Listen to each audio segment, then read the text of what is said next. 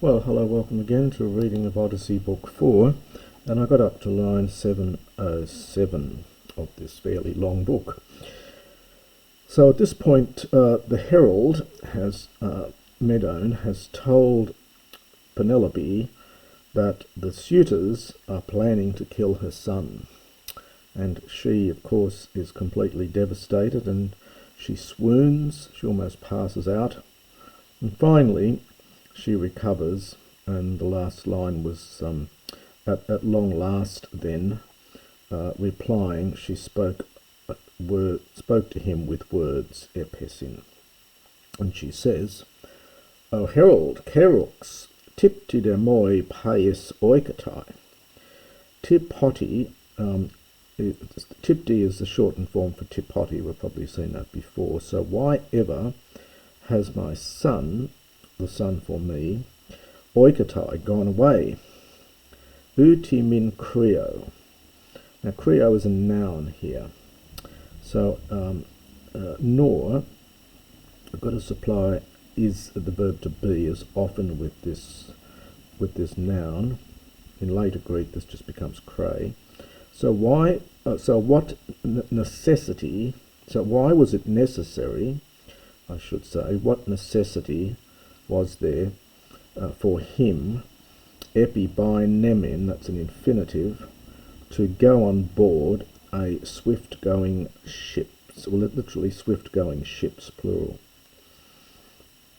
So what need was there for him to get on board swift-going ships, which are andrasin for men, the horses of the sea. Lovely metaphor here. Because ships do on the sea what horses do for you on land, and so which are the thet for te could be generalizing te again. You could say which also are the horses of the sea for men. Peroosi, it's the same. It's from peroo, and they go across on they cross on. Pulun for polun, or the great expanse, if you like. Hugrain simply means wet. So the hugra, the wet sea, you could supply thalasan here. So for they traverse upon the great sea, the great wet. And then slightly sarcastic comment here. It's a tina Medi onom autu in anthropois in lipetai. People take this differently. I sort of see it as a kind of almost a sarcastic comment. So surely he went in order that his name might not remain among men. In other words, it's almost he's gone on a suicide mission, I think is sort of the sense. So others take it as, so with the result that, or others take it as, must it be so that not even his name will be left among men. Different translations of this line, you need to look at the commentaries.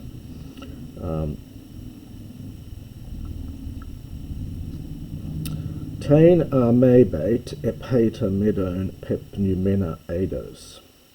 And Medone, thinking thoughtful things, then replied to her, oid, I do not know, and then we get a and a, so we'd say whether or, I do not know whether some god, Oraren, now Oraren is a reduplicated aorist from ornumi, there's the root in there, and it's a reduplicated aorist from ornumi, to stir him up, to rouse him. So I do not know whether some god roused him, urged him on, or even the thumos autu, his own soul, f hormathe, from f hormao, which in the, well, it could simply mean was stirred to, it's a passive, imens infinitive from amiibo, to go, to pylos.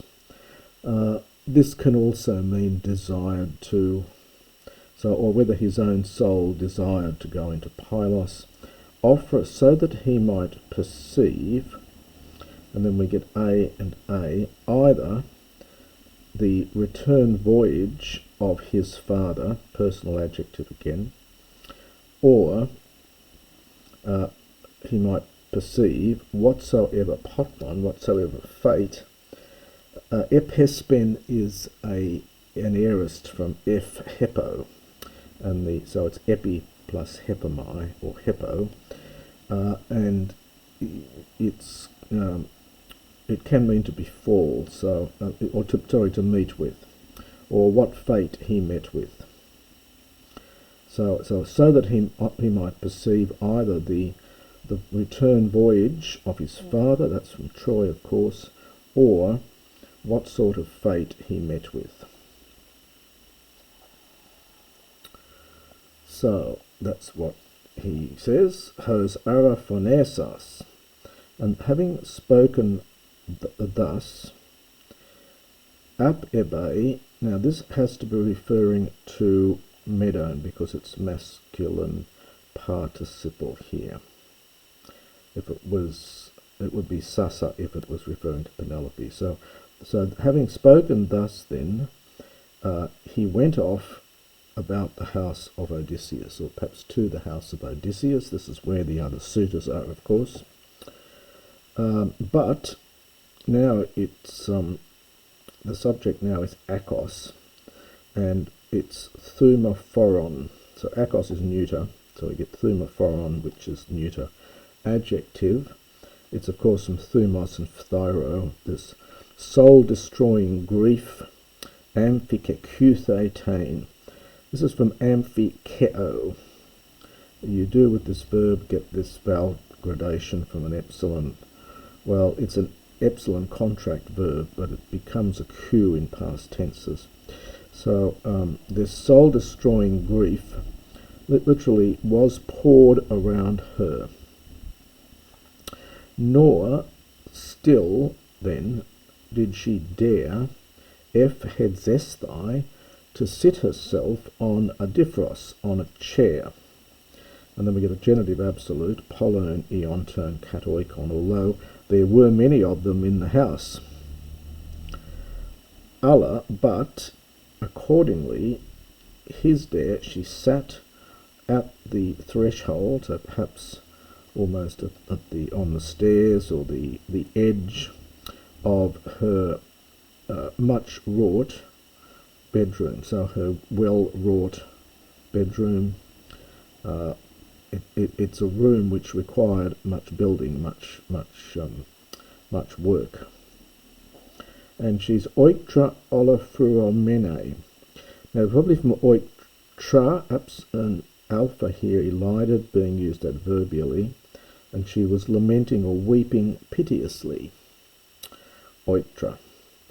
Peride, and round her, round about, this is adverbial use of these prepositions that we see commonly in Homer, all the female servants, minarisdon, this is an imperfect from minarisdo, it's an onomatopoetic word, that is, it's made from the sound. It means to make a low mourning noise, minarisdon. It's meant to imitate the sound of what they're doing. So round about all the female servants were making a mournful sound, as many as, esan for azan, were in the house, young and old, the young women and the old women. Tes de hardinon goosa met euda Penelopia. So Penelope, this is from Go-o, or Go-o, lamenting. Hardinon here means something like vehemently or frequently or perhaps loudly. So it's almost weeping loudly. Penelope gave address, tes, to them. It's the same as tor, alpha, iota, and the alpha's lengthened. I think that's what it's happening here. Cluti philae, Here, listen, my friends. Periga moi Olympios algia erdoken ek passion. Now notice the accent on peri gives us the hint that it may really be short for perisos, excessively. For the Olympian, that is Zeus, gave to me griefs excessively. So we would say given me excessive griefs, but peri for perisos, adverb. Ek passion, something like beyond everyone else, beyond all, more than anyone, more than all the others. Hossai, as many as. Traphen for etrapheson. I've seen that before, where you get the N for the theson ending in the third person plural aorist passive. So as many as were reared and were born, I think, at Homu together with me. So in other words, who were bred and born along with me. So of all the women in my generation, Olympian Zeus, she doesn't name him, she just says the Olympian, has given to me griefs excessively. I who prin men, and I don't think there's a balance in debt that I can see anywhere, so it's men solitarium, so, and it's adverbial here, so I who previously have lost a polise, my noble husband, Possis, who had the thumos of a lion, so my lion-hearted noble husband. Kekasmenon, this is from a verb kainumai. This is an irregular perfect, possibly middle, I think, perfect in participle here. Kainumai, if you're looking it up, it's kappa alpha iota and then numai. So kainumai is to excel or surpass. It's moderately common in Homer, and this form is common in Homer as well. So you could translate it, it means having excelled, so perhaps preeminent among the Danans, pantoies aretasi, with all sorts of virtues. Eslon, a noble man, of whose glory, the glory of him, understand, is, well, the eura is something like, so his glory is almost widely known. Euro is broad, is wide. So his glory is, understand, widely known or something. About Greece, kai meson Argos, and in the midst of Argos, literally in the middle Argos. Argos in Homer is often thought of as a much larger area than just the ancient town of Argos. I think it's used to, Argos is used to refer to the area all around as well, which contains places like Mycenae and so on. So in the midst of Argos, it's often translated. So whose glory is broad about Greece and the midst of Argos. Nun our, now moreover, thuelai, these are blasts of wind, windy blasts. And a rape santo, now it's an aorist, it's a funny form, it only appears in this form, it may be connected with the harpasda root, although it's slightly hard to see how. The word means to snatch up, it only occurs in this form, it's an aorist, probably from some verb, erapo, something like that. But this is the only form you see. So blasts of wind have snatched up my beloved son.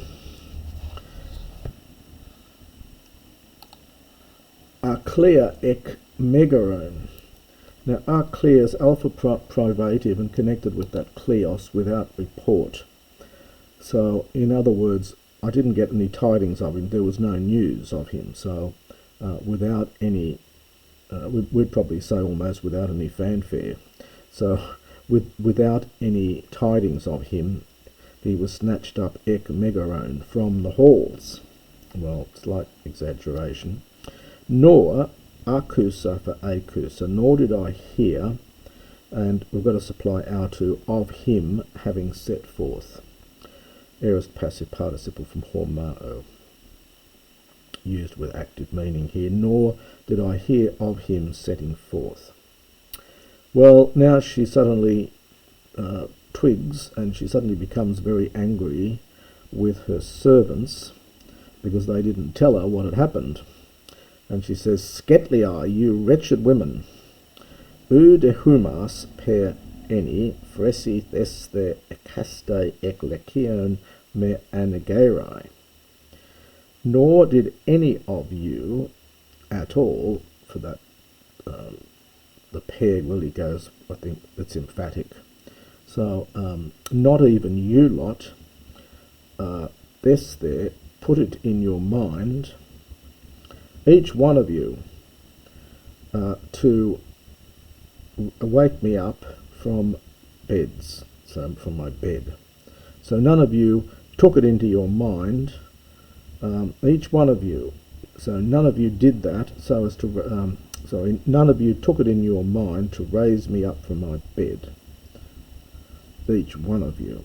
Although epistamenai, knowing clearly, and this must be a feminine participle here, knowing clearly in your heart, so knowing it clearly in your heart. So you damn well knew about it, but you didn't wake me up. Hopoti Kanos, when Kanos, that man, that is Telemachos, went on the black hollow ship. Ega ego puthomein, now notice this aorist form here. So, for if I had perceived of this, of him, horminonta, going on this journey, so if I knew he was going on this journey, toi, now this is a fairly common use in Homer, it means in that case, or then, or therefore. So in that case, especially, either, so we get A and A, either he would have remained here, this is an aorist, probably aorist, well, it's hard to tell here, he would have remained, what the form is here, it must be subjunctive, presumably after Ken, so he would have remained here, even, so Kai with the pair for Kai pair, although he was hastening on this journey, connected with suo, to hasten, although he was keen for this journey, he was in a state of haste for this journey, or he would have left me. So these, in fact, even though we've got Ken, I think these are really, this one's, it looks like an imperfect, or perhaps an aorist. It doesn't look subjunctive at all. So or he would have left me dead, perfect participle from Thnesco, feminine, or he would have left me dead in the halls. So in that case, he would have remained here, although he was very keen to go on the journey. He was making much haste for the journey, or he would have left me dead in the halls. In other words, I would have killed myself rather than allow him to go. And if he did go, then I'd be dead. Alatis oteros dolion kalie segeronta. But now kal essaye, that is an optative. Optative's often used for a polite command, although she's just been abusing them. In the Greek, they use the optative for a polite command. Kaleo can mean to invite or call or summon. So, but someone might summon, so let someone summon the old man Dolios. I think Dolios gets mentioned later towards the end of the Odyssey again. I didn't check that up, but so let someone summon or call or invite the old man Dolios, otreros meaning quickly. So let someone quickly summon Dolios, the old man, summon them to my house. He whom my father gave to me while I was still coming here, so on my journey here. And Eke, literally, he has a garden for me. In other words, he looks after my garden, which has many trees, polydendron. So summon him, offer in order that most quickly, Takista. Now this has to refer back to this dolios, that he, sitting beside him, he might relate, from katalego, all of these things to Laertes. So summon dolios in order that as quickly as possible, sitting beside him, he might relate, connected with our word catalogue, he might relate all these things, Laertes, to Laertes.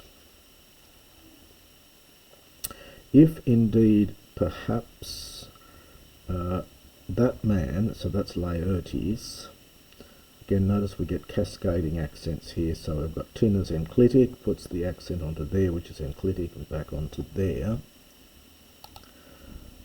So,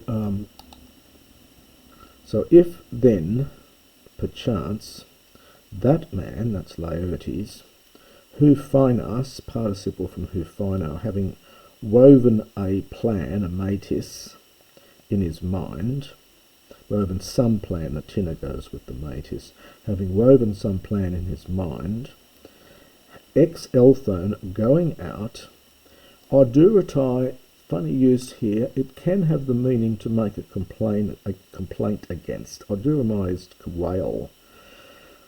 So he doesn't want to wail to the people, but he might bring the complaint to the people. You could also render as perhaps almost plead with them, but I think many of the translations take this as make a complaint to or bring a complaint to the people, or almost against the people, who are desiring phthesai, from infinitive from phtheno, like phthero, to destroy, so are desiring or are keen to destroy. Now the hon, I think, goes, the word order here is slightly odd, so I think the hon goes with the gonon as a personal adjective. So his offspring, because after all he's the grandfather of Telemachos, his offspring and the offspring of Odysseus, of godlike Odysseus. So it's something like who are desiring, understand, to kill his offspring and to kill or destroy the offspring of godlike Odysseus. Slightly odd word order at the end. And that is the next section of Book 4.